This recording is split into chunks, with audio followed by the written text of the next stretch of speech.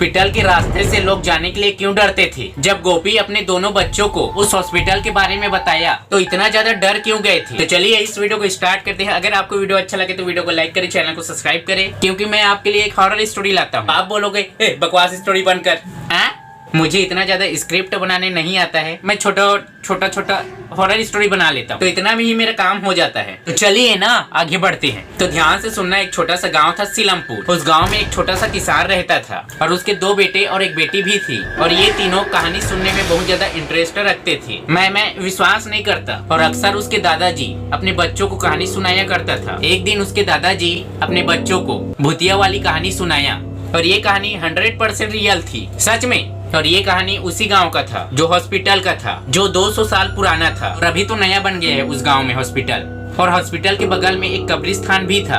और उस हॉस्पिटल में आज से 80 साल पहले एक लड़की तड़प कर मर गई थी। मरने के बाद उस लड़की की आत्मा लोगों को परेशान करता था, लोगों को मारता था। तो एक दिन उसी गाँव में 2 लड़के, एक का नाम था नीरज, दूसरा का नाम था गोलू। नीरज और गोलू कुछ सामान लेकर लौट रहे थे, और दोनों साइकिल में थे। और साइकिल में आते आते रात हो गया। तो उसी रास्ते पर 2 रास्ता था, एक घूमकर जाने वाला रास्ता और दूसरा शॉर्टकट रास्ता जो हॉस्पिटल और कब्रिस्तान के बीच पड़ता है। तो गोपी किसी से डरता नहीं है, तो गोपी बोलता है नीरज को, हम इस रास्ते से जाएंगे, जल्दी घर पहुंचेंगे। तो नीरज बोलता है, अरे भाई इस रास्ते से नहीं जाएंगे, क्योंकि उस रास्ते से अजीब अजीब सी आवाज आती है। तो गोपी बोलता है, अरे कुछ भी नहीं होता, कुछ भी नहीं होता, तो चल इसी रास्ते से चलते हैं, जल्दी घर पहुंचेंगे। तो ये दोनों इसी रास्ते से जाने के लिए तैयार हो जाते हैं, क्योंकि दोनों को घर जल्दी जाना था। अगर आपको ऐसा लगता है कि ये इस रास्ते से खतरा महसूस हो सकता है, तो आपको कभी भी नहीं जाना है, आपको घूमकर जाना है। तो दोनों पैदल चलते चलते आधा रास्ता पार कर लेते हैं। तो दोनों साइकिल में चलते चलते आधा किलोमीटर चले जाते हैं। तो उसे सामने में एक कब्रिस्तान दिखाई देता है, और 500 मीटर की दूरी पर एक हॉस्पिटल दिखाई देता है। और उसी हॉस्पिटल के अंदर एक लड़की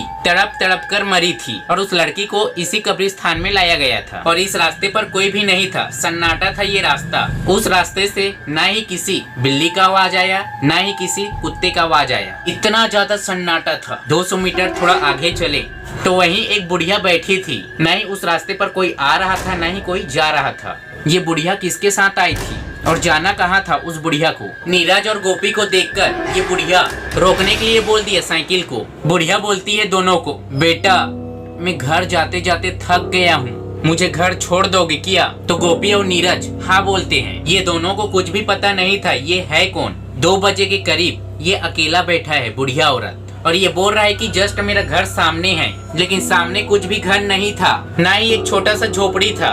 तो दोनों साइकिल से उतरते हैं और ये बुढ़िया औरत को अपने साइकिल में बैठा लेता है। उसके बाद साइकिल को ढुलाते हुए पैदल चलते हैं, क्योंकि दोनों बहुत ज्यादा थक गया था। तो नीरज और गोपी दोनों आपस में बात करते करते 1 किलोमीटर की सफर पूरा कर लेते हैं। लेकिन ये दोनों को कुछ भी पता नहीं था ये बूढ़ी औरत कहाँ चली गई।